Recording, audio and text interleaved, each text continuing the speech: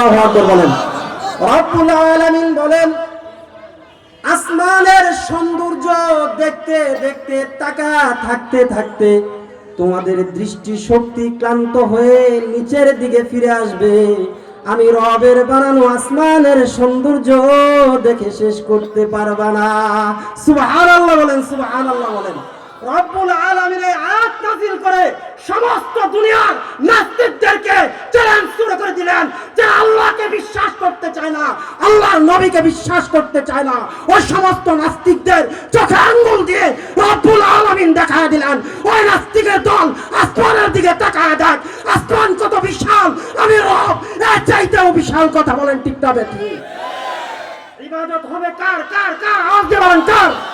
হয় নাই জোরে আওয়াজ দিয়ে বলেন কার? সবাই জবান খুলে মালিকের নাম নেন, আল্লাহ। আরো জোরে আওয়াজ দিয়ে বলেন আমাদের মালিক কে কে?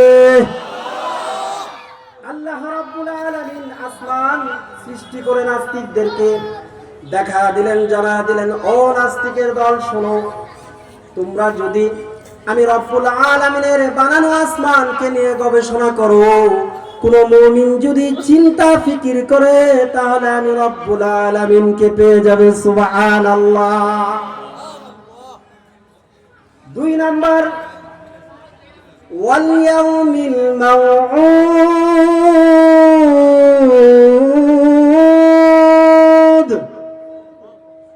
আল্লামা কুরতুবী রাহমাতুল্লাহি আলাইহি তাফসীরের মধ্যে, তাফসীরে কুরতুবীর মধ্যে তাফসীর করেন, ব্যাখ্যা করেন, আইযাতিল ইয়াউমাল কিয়ামা, আইযাতিল কিয়ামা মাউউদ দ্বারা উদ্দেশ্য হলো কিয়ামত, কিয়ামত দিবসের কসম করেছেন। তবে আল্লামা কুরতুবী রাহমাতুল্লাহি আলাইহি বলেন, কিয়ামত দিবস তো বিশাল এক জগতের নাম, বিশাল এক পর্বতের নাম। রব্বুল আলামিন কিয়ামত দিবসের বিশেষ 3টা মুহূর্তের কসম করেছেন। কথাগুলো একটু খেয়াল দিয়ে শুনেন, ঈমান জাগ্রত হবে ইনশাআল্লাহ।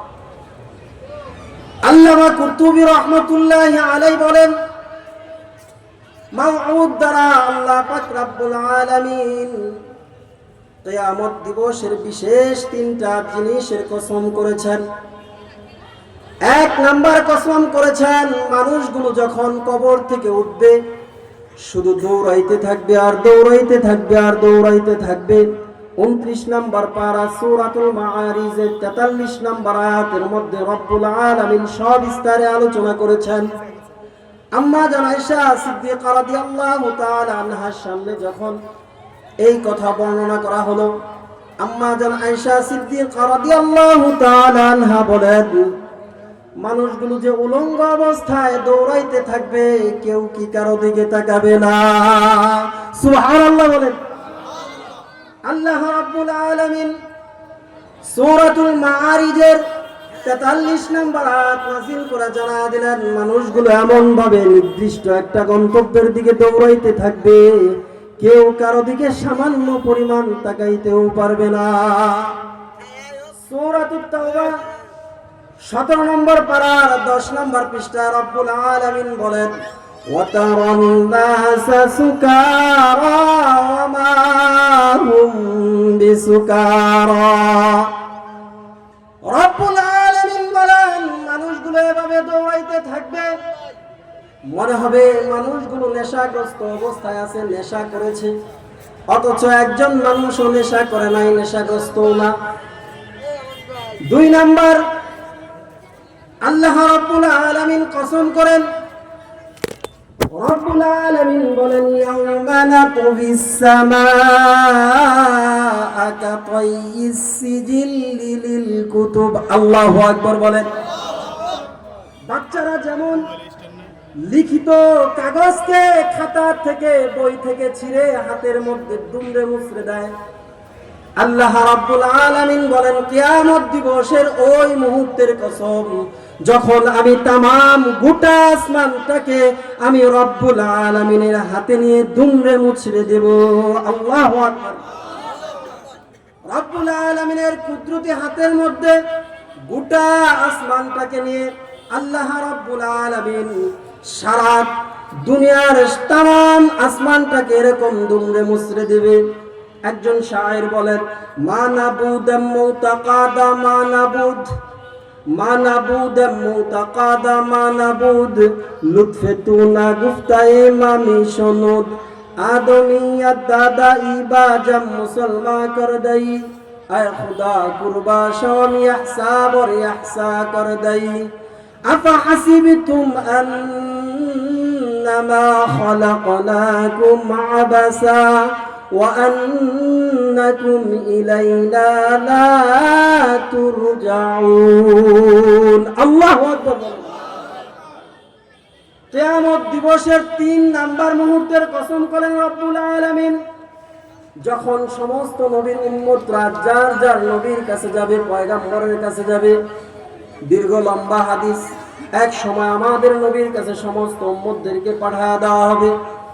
উম্মতরা গিয়ে বলবে, ইয়া রাসূলুল্লাহ, ইয়া হাবিবাল্লাহ, আপনি একটু রব্বুল আলামিনের কাছে আবেদন করেন, আমাদের বিচার কার্য শুরু হোক। সুবহানাল্লাহ। আজকে যারা আল্লাহ রাসূলের দুশমনি করতেছি, আল্লাহ রাসূলের বিরুদ্ধে আচরণ করতেছি, নবীজির কথার বাইরে চলতেছি, ওই দিন নবীজির অনুমতি ব্যতীত, শাফাআত ব্যতীত কোন তাহাজ্জুদ গুজার শাইখুল হাদিসও আল্লাহ পাকের কড়ায় গন্ডা হিসাব না দিয়ে জান্নাতে প্রবেশ করতে পারবে না, কেউ প্রবেশ করতে পারবে না। সুতরাং আপনাদেরকে আমি আহ্বান করতে চাই, আল্লাহর হাবিব সাল্লাল্লাহু আলাইহি ওয়াসাল্লাম যে কথাগুলো আমাদেরকে বর্জন করতে বলেছেন, আসেন ওই কথাগুলো আমরা বর্জন করি। আর যে কথাগুলো আমাদেরকে গ্রহণ করতে বলেছেন, আসেন আমরা ওই কথাগুলো গ্রহণ করি। এর মধ্যেই আমাদের মঙ্গল রয়েছে, কারণ ময়দানে মাহশরে আল্লাহ রাসূলের শাফাআত ব্যতীত কোনো ব্যক্তি জান্নাতে প্রবেশ করতে পারবে না। সামনের আয়াতের মধ্যে রব্বুল আলামিন পরিষ্কার বলেছেন, ওয়াশাহিদি ওয়া মাশহুদ। আল্লামা কুতুবী রাহমাতুল্লাহি আলাইহি, ইমাম তিরমিজি রাহমাতুল্লাহি আলাইহি শাহেদ দ্বারা উদ্দেশ্য করেছেন জুমার দিনের, মাশহুদ দ্বারা উদ্দেশ্য করেছেন আরাফার দিনের। আল্লামা কুতুবী রাহমাতুল্লাহি আলাইহি শাহেদ মানে সাক্ষীর কথা বলেছেন। আল্লামা কুতুবী রাহমাতুল্লাহি আলাইহি বলেন, আল্লামা কুতুবী রাহমাতুল্লাহি আলাইহি বলেন, বান্দা দুনিয়ার মধ্যে নর্দন কুর্দন করতেছো, ময়দানে মাহশরে সর্বপ্রথম তোমার সাক্ষী হবে স্বয়ং আল্লাহ। ময়দানে মাহশরে সর্বপ্রথম বান্দার পক্ষের অথবা বিপক্ষের সাক্ষী কে হবে? কে কে? ওয়াকাফা বিল্লাহি শাহীদা। শুধু তাই নয়, আল্লাহ রাব্বুল আলামিন বলেন, ও দুনিয়ার বান্দারা শুনো, তোমাদের বিপক্ষের অথবা পক্ষের সাক্ষী হবে স্বয়ং পয়গম্বর। আল্লাহ রাব্বুল আলামিন বলেন, ইয়া আইয়ুহান নাবিয়্যু ইন্না আরসালনাকা শাহিদা। নবী যদি আপনার আর আমার বিপক্ষের সাক্ষী হয়ে যায়, তাহলে পার পাওয়ার কোনো রাস্তা থাকবে? ওই দিন কুশ্চিন কালেও পার পাওয়ার কোনো রাস্তা থাকবে না।